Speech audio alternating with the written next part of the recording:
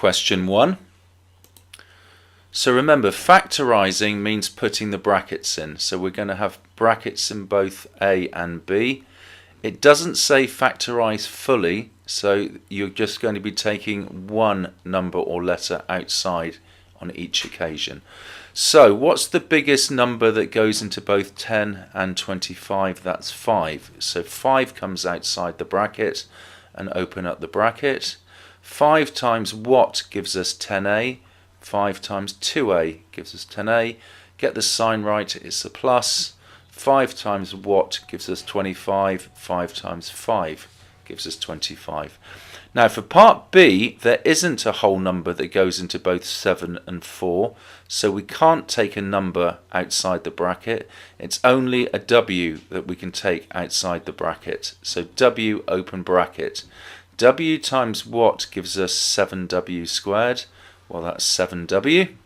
W times 7W is 7W squared. Get the sign right, it's a minus. And W times what gives us 4W? Well, that's just a 4. Now for part C, remember expanding means getting rid of the brackets. So we multiply the p squared and multiply each of the terms in the bracket. P squared times p is p cubed. Get the sign right, it's a minus. P squared times 5 is 5p squared. Now for part D, expand and simplify. Well, expand means get rid of the brackets. Simplify means gathering up the like terms. So let's start off by the expanding. So we multiply x by both terms in the second bracket, then move on to the minus 3 and multiply that by both terms in the second bracket. X times x is x squared. X times plus 7 is 7x. Minus 3 times x is minus 3x. Minus 3 times plus 7 is minus 21. So that will give us 1 mark. We've expanded. Now the simplifying bit, you gather up the like terms. So the only like terms are the x's. 7x take away 3x is plus 4x. So our final answer, x squared plus 4x minus 21. Now for part E, we've just got to substitute 2 in for where f is. So it's 2 cubed, which is 8. And then we're going to take away 7 times 2, which is 14. 8 take away 14 is minus 6.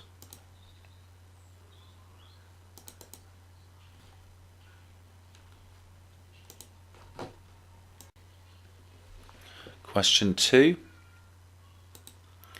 So we've got to enlarge the shape with scale factor 2, center 7, 3.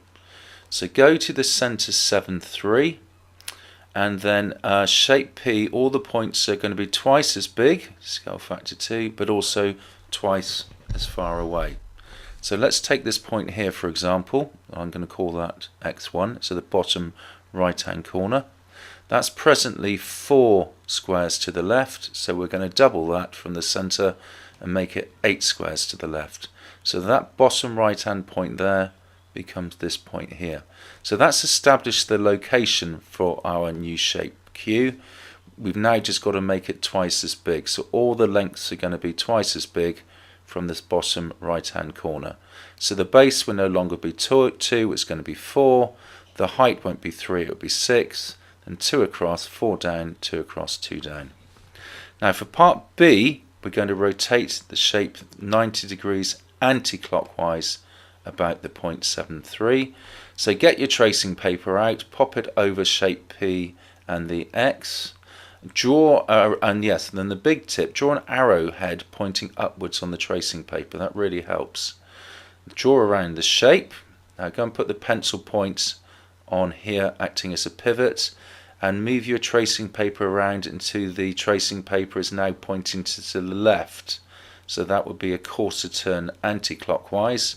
Press through the shape, causing an indentation on the paper below.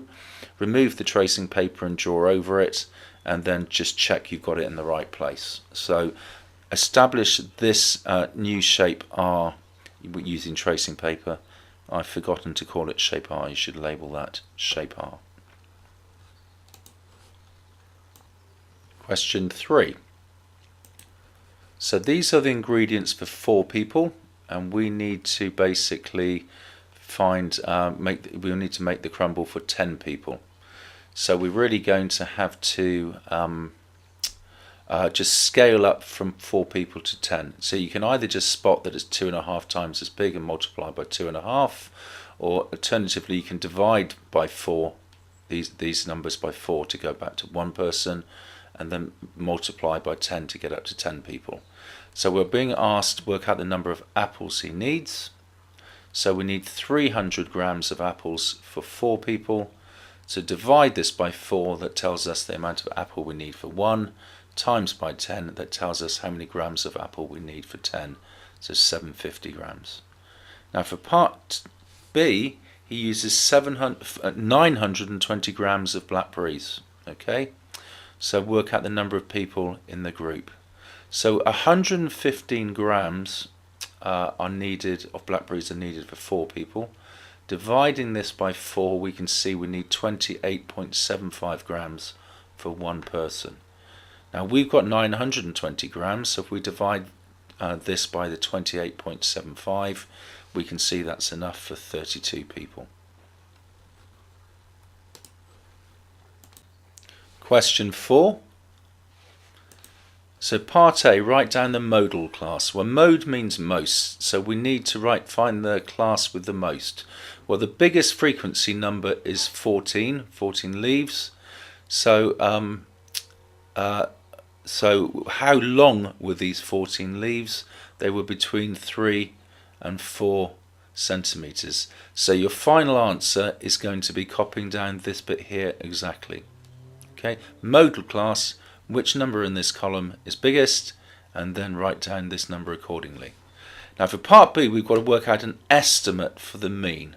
Now these 4 leaves, we know they're between 0 and 1 centimeters long, but we have no idea how long they actually are. So the best we can do is just assume they are halfway along. So halfway between 0 and 1 is 0.5. So we've estimated the length of these 4 leaves. We're going to pretend these 4 leaves are exactly 0.5 centimeters long. Similarly, we're going to pretend these 5 leaves are 1.5 centimeters long, and so on. So this is why we're doing an estimate, because of this initial assumption here. Now once we've made that assumption, we've just got to multiply across. So 4 leaves times half a centimeter each, that's 2 centimeters in total. 5 times 1.5, 7.5, and so on, giving us these subtotals here. We then add up that column, and that means that we're estimating that the total length of all the leaves is 113 centimeters. So how long is each leaf? Well, you take this 113 and divide this by the number of leaves, 40, giving us 2.825. The question asks for it to 1 decimal place, so our final answer is 2.8.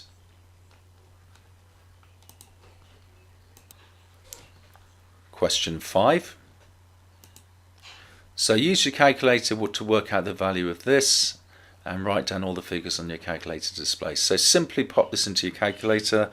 I would recommend that you use that fractions button, which is the 3rd one down on the left, where you've got that white rectangle divided by that black rectangle. And then just using the big blue arrow key in the center of the calculator, make sure the 7.3 plus the 2.1 is popped on top of the fraction, 6.4 is popped on the bottom, and then move out of the fraction by using the blue arrow to the right, and then just add on 2.2 squared. So that gives you 6.30875.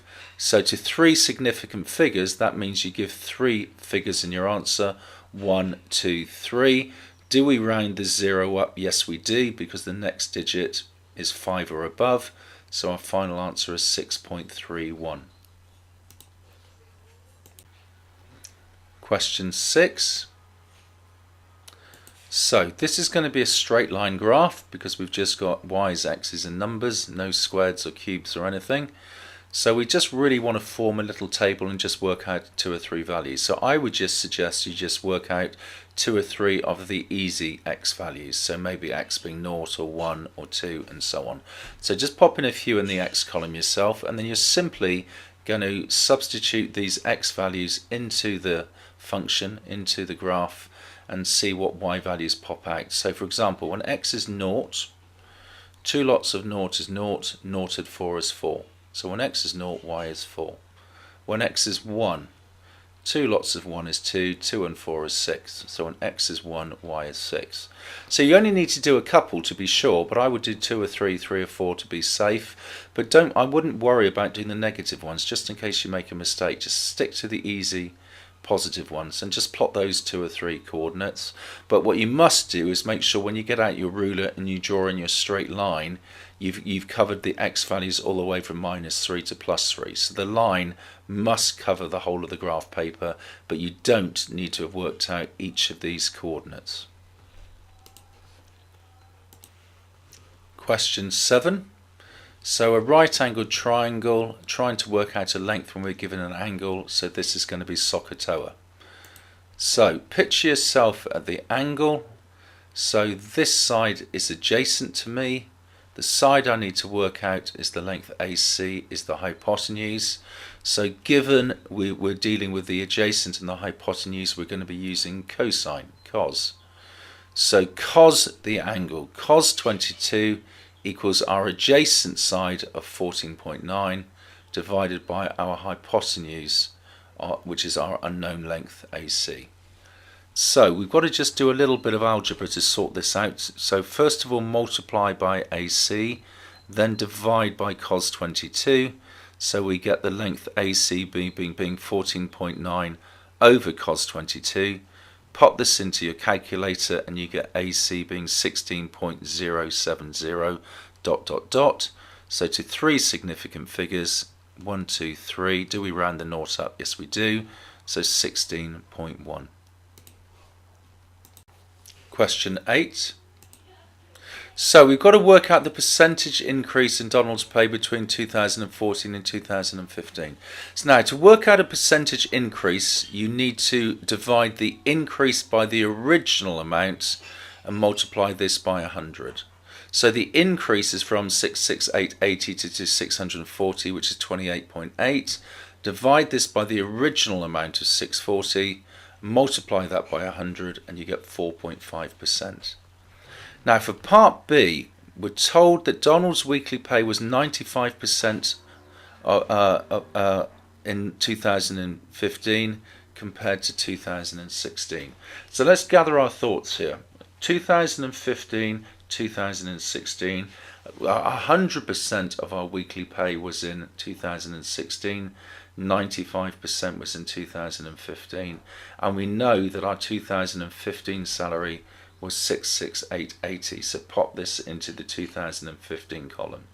So how do we scale up from 95 to 100? We divide by 95 and multiply by 100. So we need to follow that same scaling. So we take our £668.80 and we multiply that by 100 over 95, giving us $704. Question 9. So use ruler and compasses to construct the bisector of angle PQR. So we basically got to draw a line in here which halves this angle. So this is how you do it. You get your compass and you go and pop your pinhead here at Q, and you just do a small arc here. So this blue arc would be the first arc you do. Now this is just to establish a point here and here where you're going to go and put the pin of the compass next time around. So you then go and do a couple more arcs. They can be the same length as this arc, or they can be a new length, it's up to you. But the next 2 arcs, these 2 purple ones, do have to be the same length. So pop your pin here and draw a little arc, then move your pin down here and draw a second arc, and then get your ruler and draw a straight line from Q through where these 2 purple arcs cross, and that red line is your final answer. That is halving the angle PQR. It says you must show all your construction lines, so make sure you leave your blue arc and your purple arcs on the paper. Don't rub those out.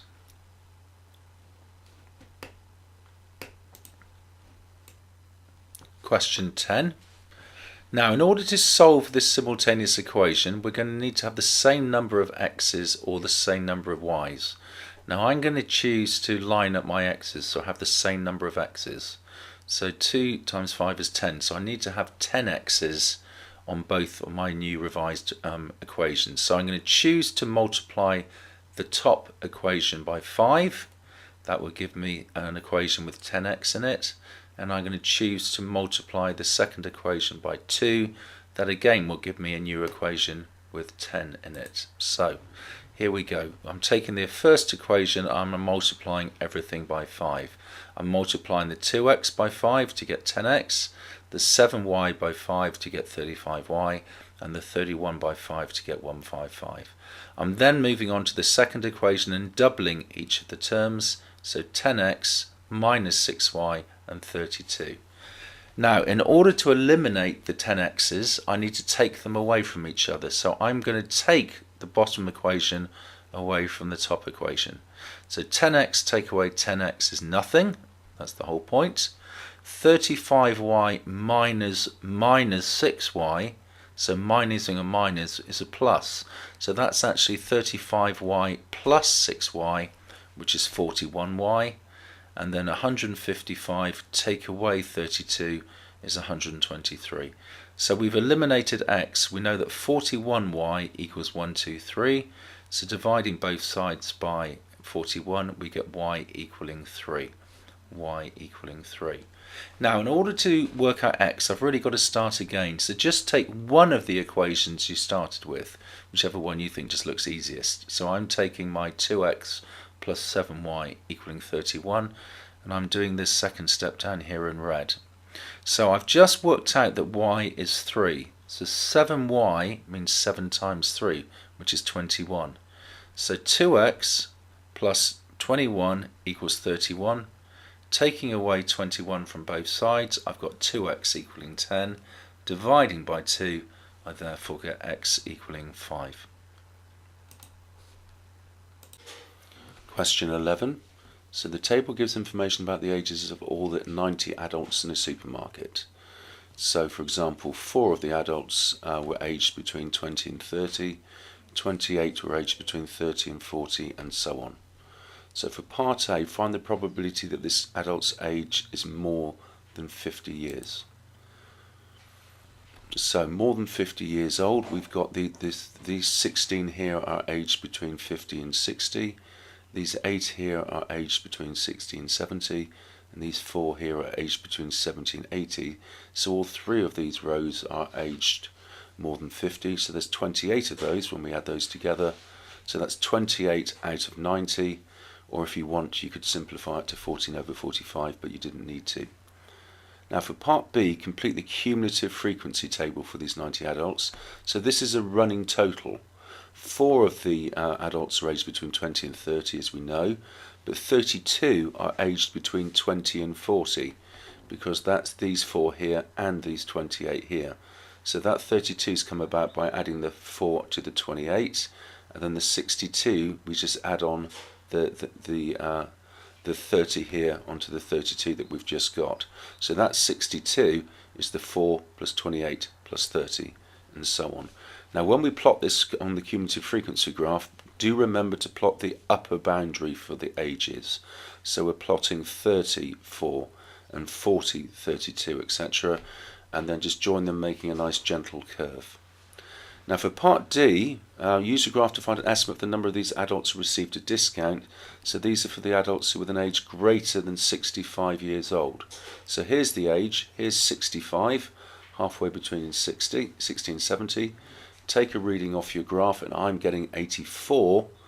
So the number who are greater than 65, it's these here between 84 and 90. So 90 take away 84, which is 6.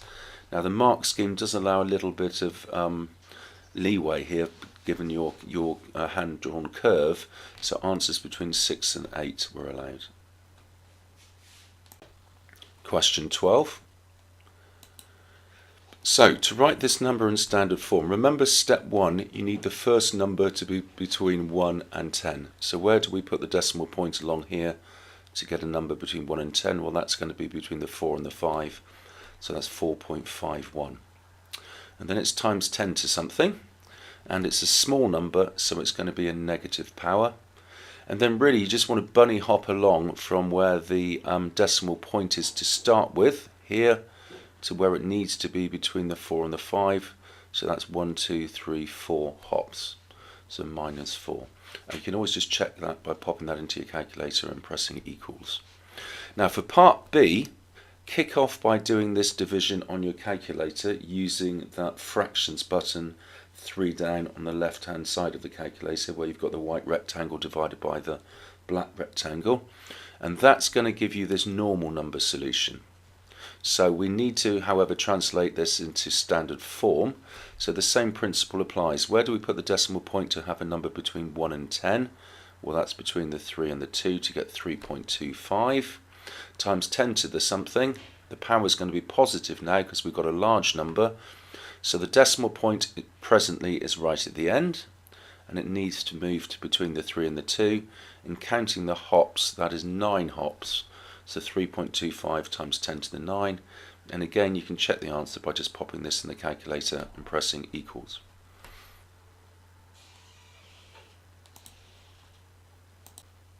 Question 13.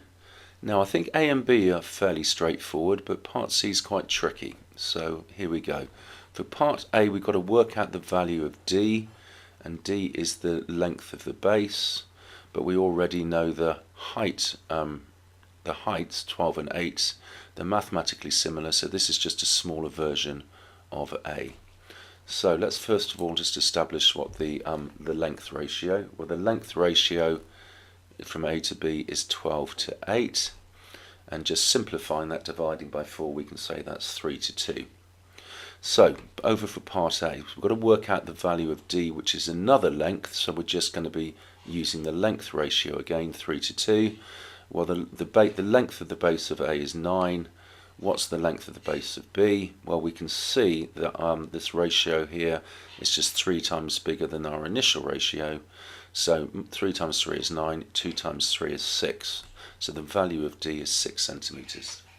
Now for part B, we're now dealing with volume. We've told the volume of B is 160, and we need to work out the volume of A. Now we know the length ratio is 3 to 2 from A to B. The volume ratio is going to be this cubed.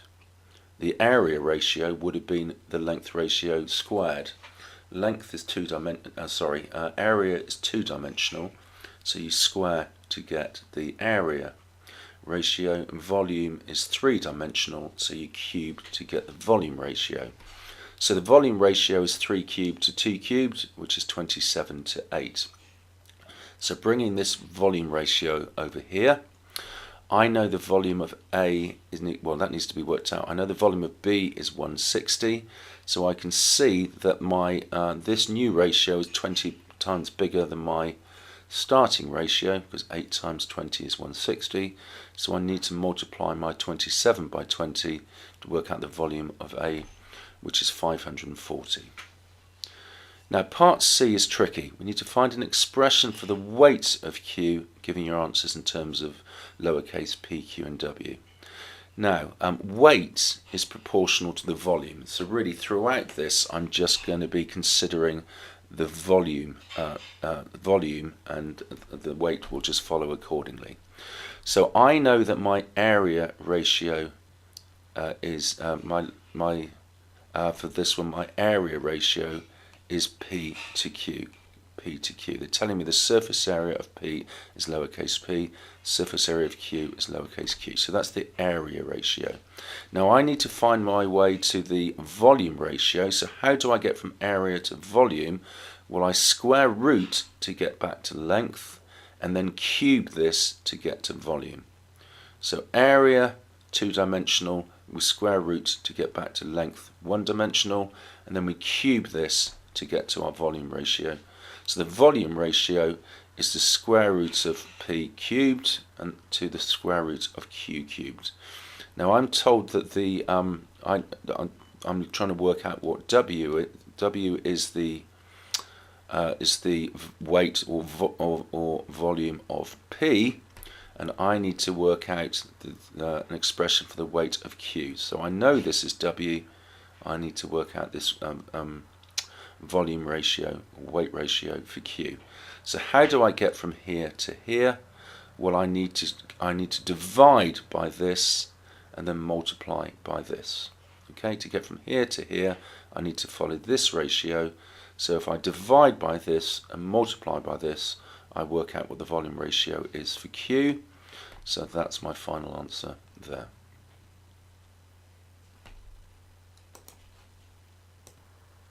Question 14. So for part A, I need to simplify this. Well, the square root of x is x to the half, and then this is to the power of 8. So in a scenario like this, we just multiply these numbers. Half of 8 is 4, so that's x to the power of 4. Now, to solve part B, I really need to undo this division by 3 to start with, so I'm going to choose to multiply both sides by 3. So on the left, this undoes the denominator, just leaving me with the numerator, 6 plus 4y, and then I need to multiply both terms on the right by 3. 3 times 5 is 15, and 3 times minus 2y is minus 6y. So I'm now going to gather up all my y's on the left hand side by adding 6y to both sides, and then gathering up all my normal numbers on the right by taking away 6 from both sides. So that gives me 10y equaling 9. Divide through by 10, I get y being 9/10, or 0.9. Now for part C, to make G the subject, you've got to kick off by getting all of your terms including G on the one side, and all the terms which do not include G on the other. So I'm going to choose to take all my terms involving G to the left hand side, so I'm minusing GH from both sides, and then to get all my terms which do not include G onto the right hand side, I'm going to add 1 to both sides. So that gives me this. So now, step 1 achieved, all the terms on the left include G, all the terms on the right exclude G. So now I can factorize. This is the key bit. So suddenly I isolate and I've only got 1G. So factorizing my left hand side, I've got G multiplied by 1 minus H equaling 3H plus 1. I can then divide through by 1 minus H to give me my final answer of 3H plus 1 over 1 minus H.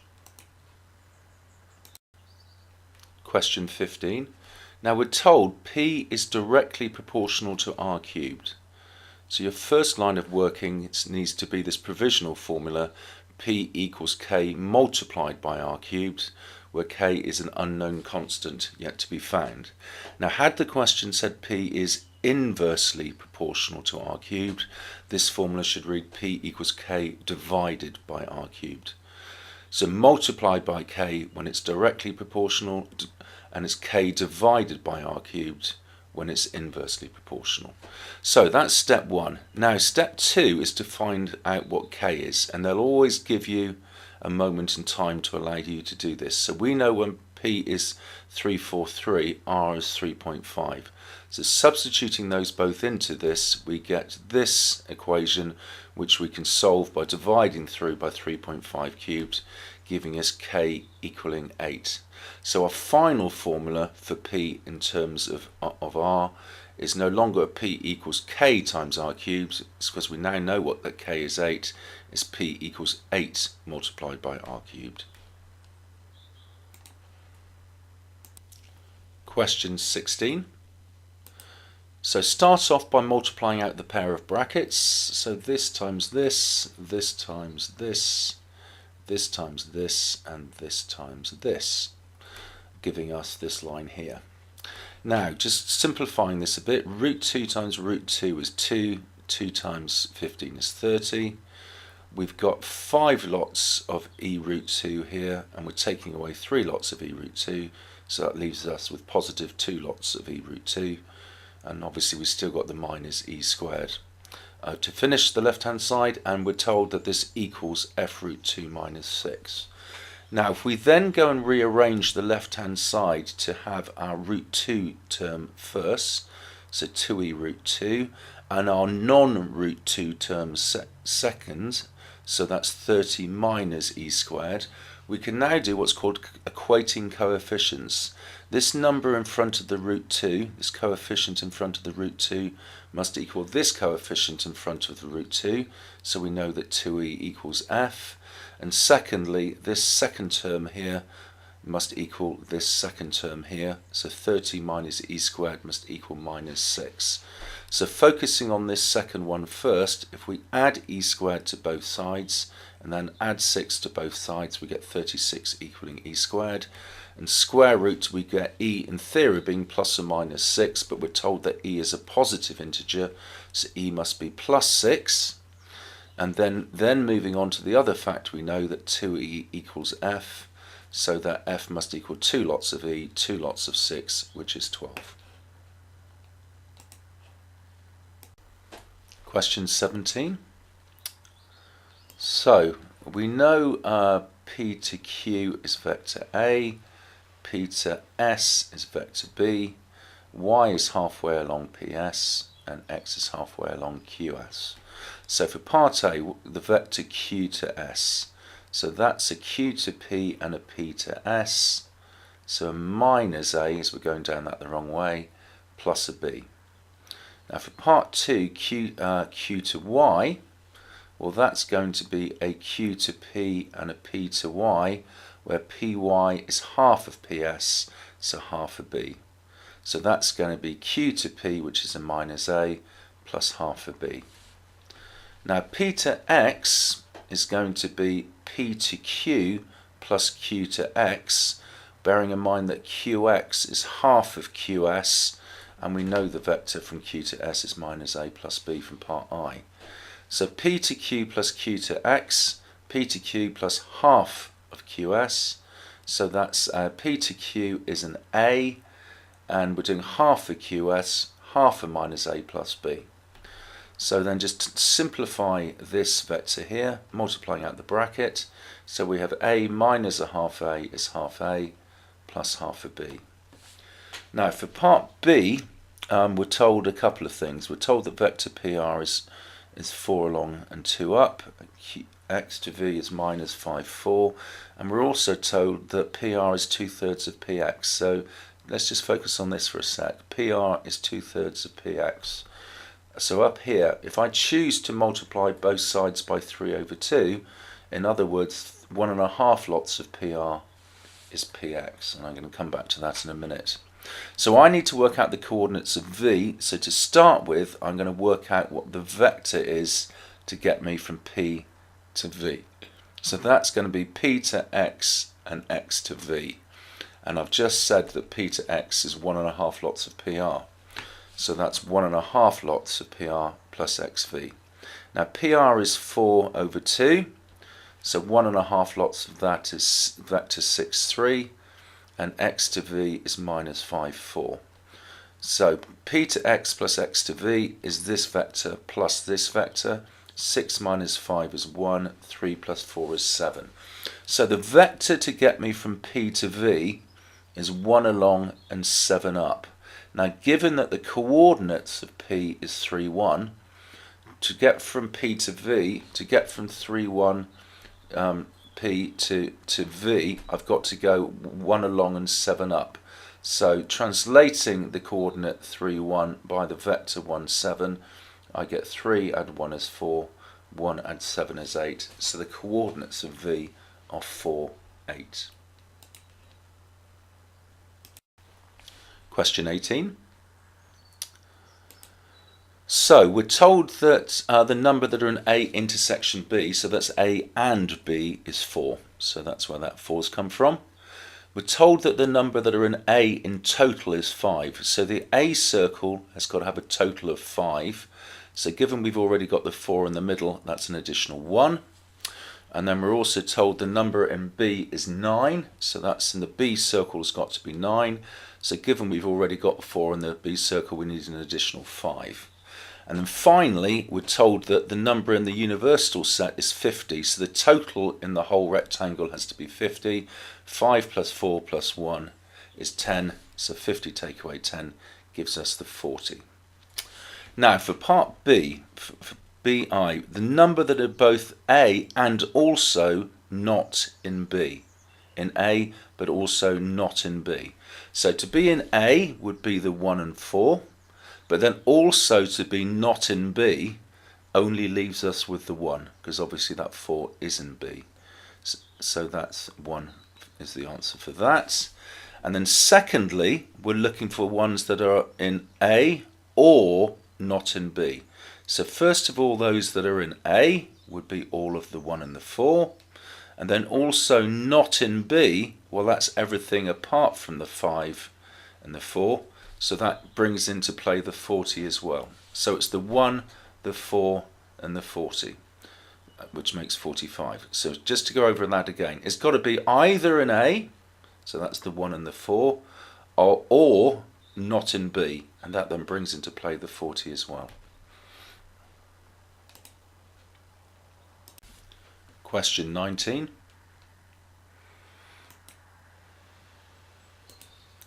So for part A, we've got to express the inverse function f to the minus 1x. So we've got to really change the subject of this function. So kick off by letting y equal 4 over x minus 3, and then we're going to change the subject so we end up with x equaling something. So start off by multiplying both sides by x minus 3, multiply out the bracket, we get this.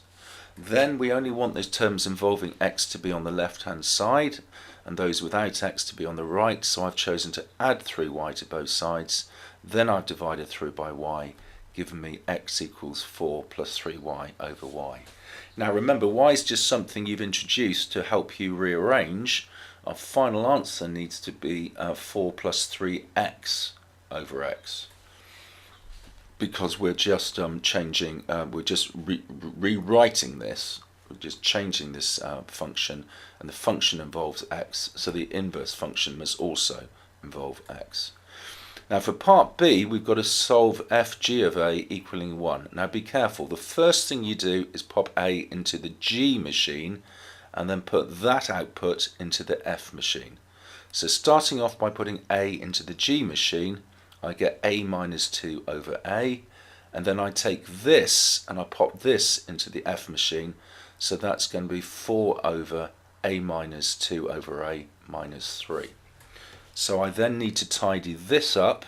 So I've started off by multiplying through by this denominator, giving me 4 equals this. I've then added 3 to both sides, giving me this. I've then multiplied by a, and then taken away an a, and then divided by 6, giving me a equaling minus a third.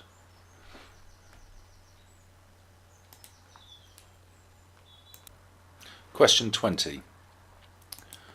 So the bag contains 12 marbles, 6 are red, 4 are blue and 2 are green, or if you like, 4 are blue and 8 are not blue, B dash not blue. So we're being asked to find the probability that exactly 2 of these marbles are blue when we take 3. So the ways that could happen, we could get blue blue and then not a blue, or blue not a blue blue, or not a blue blue then blue. So if you work through each of these in turn, so following this scenario here, a blue blue not blue, that's 4 out of 12 and then 3 out of 11. Remember, as you pick that second marble, there's only 11 in the bag, and then thirdly, as we pick a not blue, it's 8 out of 10. Or this is another way we could get 2 blues, a blue not blue blue. So that's 4 out of 12 for a blue, then 8 out of 11 for not a blue, then 3 out of 10 for a blue. Or a third scenario, to end up with exactly 2 blues, we could get a not blue, blue, then a blue. So 8 over 12 times 4 out of 11 times 3 out of 10. Now what you'll notice is that each of these 3 brackets have got the same numerators and the same denominators. The only difference is the numerators are in a different order. So a shortcut would have been to skip this purple line here and just appreciate that our answer we're looking for, given that these 3 are the same, is just 3 lots of any of them. So for example, 3 lots of the first bracket. So I could have sped things up by just saying my answer is going to be 3 lots of this bracket here. Anyway, we then do top times top, bottom times bottom, and once we've simplified it, we get 12 over 55. You'll see here that I've just done a little bit of simplifying before I multiplied across. 3 fours are 12, 12 divided by 12 is 1, leaving me with 1 lot of 3/11 times 8 tenths. Anyway, a final answer of 12/55 or equivalent. The question did not require us to simplify the fraction, so any fraction which is the equivalent of this will give you full marks. Question 21. So these 3D Pythagoras and SOHCAHTOA questions really just require you getting behind the 3D drawing and breaking it down into a few manageable 2D drawings. So we've been asked to calculate the size of the angle between VC and the plane ABCD. So just try and picture that. So we've got VC, and then we want to drop straight down vertically from V to create this triangle here. So at the end of the day, we're trying to find out this angle here between V and C and M. So that is the two-dimensional right-angle triangle that we're working towards trying to find out this angle here, which I've marked X. So as things stand, I know the height of this triangle is 7, but I don't know either the hypotenuse or the base MC. So what I'm going to do, I'm going to work out the length of MC by looking at the right angle triangle M to D to C, which I've drawn over here, and you'll see in that triangle M to D to C that MDC is a right angle and MC is the hypotenuse. Now we know the length DC is 18, and we know the length MD is half of AD, which is the same as half of BC, so 5. So looking at this triangle here, we can easily work out MC just using Pythagoras. MC squared equals 5 squared plus 18 squared, which is 349. So MC is the square root of 349. So I now know the length of MC being 349.